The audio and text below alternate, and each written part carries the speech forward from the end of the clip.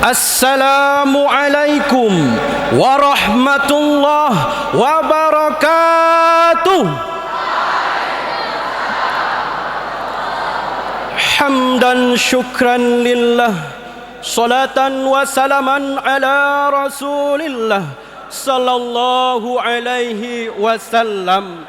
Rabbi shrah li sadri wa yassir li amri wahlul 'uqdatam min lisani yafqahu qawli. Ta'zim wal ikraman kami kepada yang mulia selaku ayah rohani kita bersama. Ta'zim wal ikraman kami kepada Abia selaku Rais Amdayah Darul Munawwarah. Ta'zim wal ikraman kami kepada Abati, Ubayyu, Walid, Khali dan segenap keluarga besar Abu. Mudah-mudahan selalu dalam perlindungan Allah Subhanahu wa taala. Ta'zim wal ikraman kami kepada seluruh dewan guru, baik yang mengajar di Komplek Putra maupun yang mengajar di Komplek Putri. Mudah-mudahan Allah Subhanahu wa taala perbanyak rezeki dan mempermudah istri. Ta'zim wal ikraman kami tidak lupa pula kepada Dewan Hakim yang mulia yang senantiasa menilai kami dengan seadil-adilnya. Tidak lupa pula ta'zim wal ikraman kami kepada seluruh santri yang senantiasa masih berjuang bersama kami menuntut ilmu agama Allah ini. Saudara-saudara yang dimuliakan oleh Allah Subhanahu wa taala, banyak di luar sana yang beranggapan bahwa menjadi seorang santri itu tidaklah hebat, menjadi seorang santri itu tidaklah penting. Bahkan dari kalangan santri sendiri masih banyak yang beranggapan seperti demikian. Di ketika santri pulang ke rumah berjumpa dengan teman sekolah, mereka bertanya, "Kamu belajar di mana? Kamu ngaji? Kamu nyantri? Mana paten? Minimal sekolah lah, minimal Az-Zaitun lah." Sehingga saudara, apa yang terjadi? Mentalnya para santri akan menurun, mentalnya para santri akan melemah. Kenapa? Karena mereka tidak tahu jati diri sebenarnya dari seorang santri. Kenapa? Karena mereka tidak tahu betapa hebat dan pentingnya menjadi seorang santri. Oleh karena demikian, saudara-saudaraku yang dimuliakan oleh Allah Subhanahu wa taala, izinkanlah kami pada kesempatan yang berbahagia ini membangkitkan rasa percaya diri dan semangat para santri dengan membawakan pidato singkat yang berisi hebat dan berperan pentingnya para santri.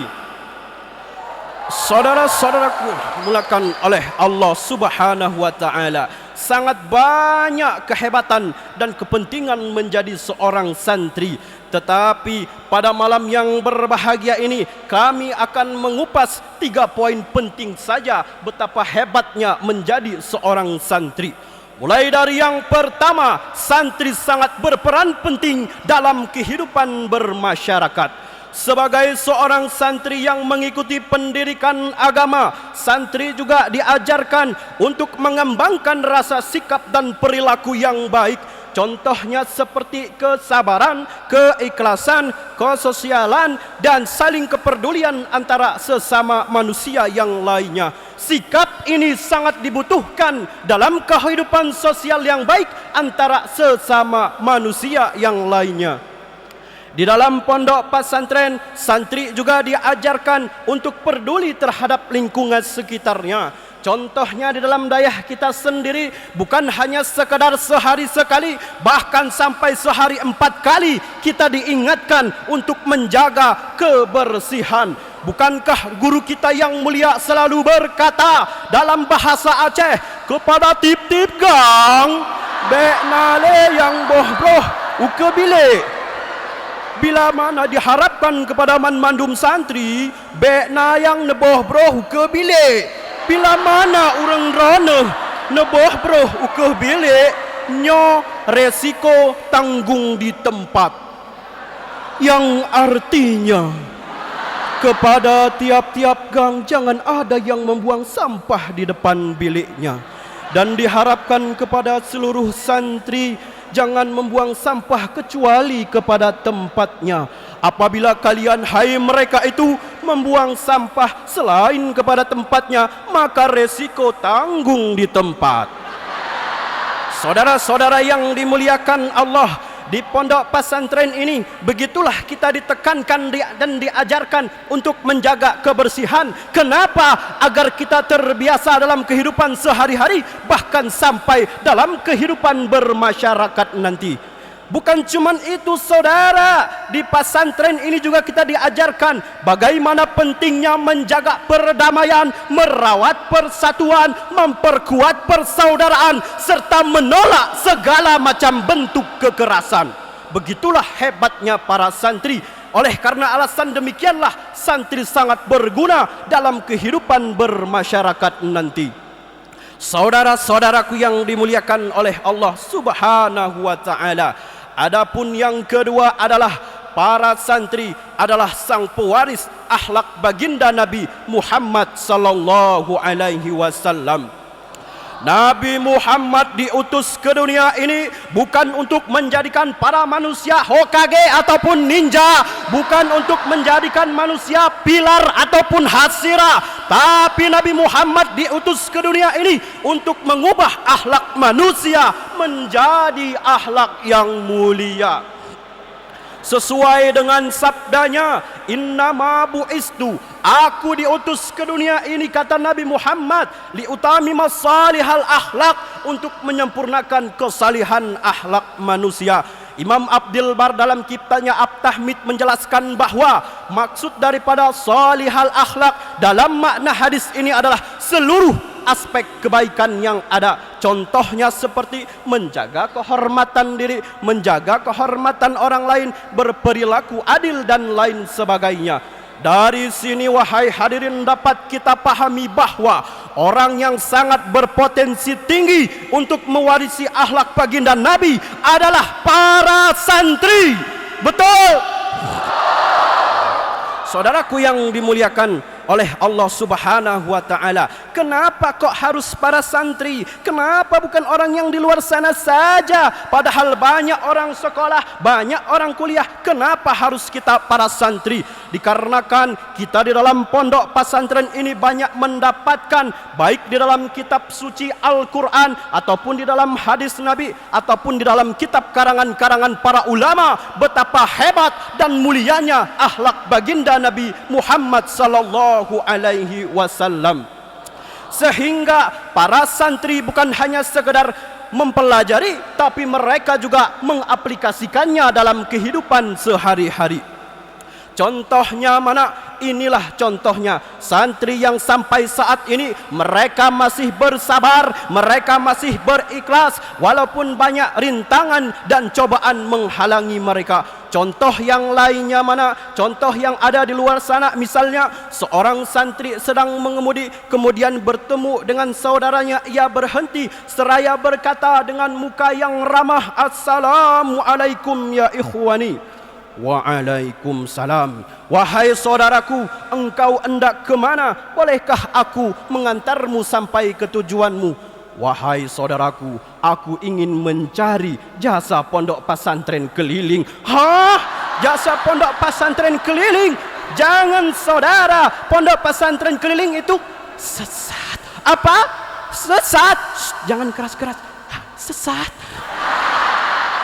Iya saudara, pesantren itu tidak baik. Jikalau kau ingin kuantarkan kepada pesantren yang didikannya baik, ajarannya Ahlus Sunnah wal Jamaah, contohnya adalah Dayah Darul Munawwarah. Begitulah baginda mengajarkan kita dan para santri mengaplikasikannya dalam kehidupan sehari-hari. Di ketika kita bertemu dengan saudara, bukan mengucapkan P balap, tapi kita mengucapkan Assalamualaikum. Kemudian dengan muka yang penuh dengan tata keramah dan penuh dengan akhlak mulia, mengingatkan saudara kita agar tidak terjerumus ke dalam jalan yang salah. Saudara-saudaraku yang dimuliakan oleh Allah Subhanahu wa taala, adapun poin yang ketiga adalah santri adalah sang pejuang negeri. Kenapa saya katakan santri sang pejuang negeri? Karena sejarah mencatat Indonesia merdeka bukan karena para perjuangan pejabat, bukan karena perjuangan para aparat, bukan karena perjuangan para atasan-atasan, tapi Indonesia merdeka karena perjuangan para ulama, perjuangan para habaib, perjuangan para kiai, dan perjuangan para santri, sehingga sampailah Indonesia ke hari yang merdeka ini. Takbir! Saudara-saudaraku yang dimuliakan oleh Allah Subhanahu wa taala, di saat malam mereka sibuk beribadah kepada Allah Subhanahu wa taala. Di saat malam mereka sibuk membasahkan bibir mereka dengan bersalawat kepada baginda. Tapi di ketika siang mereka mengambil bambu runcing, mereka mengambil pedang, bersimpah darah demi mengusir para penjajah, saudara. Kenapa para santri kok berani mengorbankan hartanya, menumpahkan darahnya, bahkan sampai mengorbankan nyawanya demi membela agama dan membela negaranya? Dikarenakan bukankah sejak dulu Nabi Muhammad mengajarkan kepada kita untuk semangat dalam berjihad menolong agama Allah Subhanahu wa taala? Bukankah sejak dulu Nabi Muhammad mengajarkan kita untuk melindungi negara kita sebagaimana Nabi Muhammad dulu melindungi kota Mekah dan kota Madinah? Bukankah Allah Subhanahu wa taala juga telah mengajarkan kepada kita, memberi semangat kepada kita sesuai dengan firman-Nya surah Muhammad ayat ke-7 yang berbunyi, Bismillahirrahmanirrahim. Ya ayyuhalladzina amanu in tansurullah yansurkum wa yuthabbit aqdamakum. Ya ayyuhalladzina amanu, kata Allah, wahai orang-orang yang beriman, jikalau engkau tolong agama Allah, jikalau engkau bela agama Allah, Allah pasti, saudara, yansurkum, kata Allah, Allah akan menolong kamu, wa yuthabbit aqdamakum, dan Allah akan meninggikan derajatmu. Begitulah Allah Subhanahu wa taala mengajarkan kita dalam kitab suci Al-Qur'an. Bukankah para ulama juga telah mengajarkan kepada kita untuk menjadi para santri yang memiliki sikap nasionalisme yang tinggi? Sebagaimana Syekh Muhammad Ali dalam kitab Dalilul Falihin, beliau berkata, hubbul watani minal iman, mencintai tanah air adalah sebahagian dari iman. Oleh karena itulah kenapa para santri hari ini berani mati demi membela agama dan negaranya. Saudara-saudaraku yang dimuliakan oleh Allah Subhanahu wa taala, adapun kesimpulan yang dapat kita ambil dari pidato yang singkat ini adalah santri bukan hanya memikirkan dirinya sendiri, tapi para santri juga memikirkan bagaimana keluarganya, bagaimana masyarakatnya, bagaimana agama, dan bagaimana negaranya. Di pondok pesantren, santri bukan hanya sekadar belajar mengaji, tapi para santri juga belajar bagaimana hidup yang baik dan benar sesuai dengan aturan dan ajaran agama. Santri adalah pondasi berdirinya negeri ini. Berjuang demi tegak dan berkibarnya sang merah putih. Marilah berbangga kita semua menjadi santri, santri yang mencintai NKRI. Saudara-saudaraku yang dimuliakan oleh Allah Subhanahu wa taala, mungkin hanya inilah pidato singkat yang mampu kami sampaikan. Kurang lebih kami memohon maaf apabila ada kata-kata kami yang salah, yang menyinggung, yang melukai hati hadirin sekalian. Maka kepada Allah kami memohon ampun, dan kepada hadirin sekalian kami memohon maaf. Dengan mengucapkan wabillahi taufik wal hidayah, Assalamualaikum warahmatullahi wabarakatuh.